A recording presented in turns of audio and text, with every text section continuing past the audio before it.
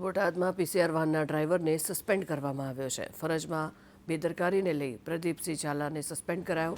સ્થાનિકોએ 100 નંબરમાં કોલ કરતા ગેરવર્તન કર્યું હોવાનું સામે આવ્યું છે. સ્થળ પર પહોંચીને સ્થાનિકો સાથે ગેરવર્તન કરવામાં આવ્યું હતું. ગેરવર્તન કરતા સ્થાનિકોએ વિડીયો ઉતાર્યો હતો, જેના આધારે પોલીસકર્મીને સસ્પેન્ડ કરવામાં આવ્યો છે. પોતાની બેદરકારીના કારણે થઈને પીસીઆર વાનના ડ્રાઈવરને સસ્પેન્ડ કરવામાં આવ્યો.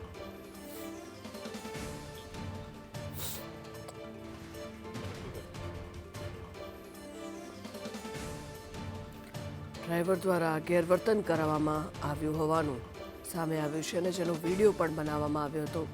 એ વિડીયો સામે આવ્યા બાદ તેની સામે કાયદેસરની કાર્યવાહી હાથ ધરવામાં આવી અને તેને સસ્પેન્ડ કરવામાં આવ્યો છે.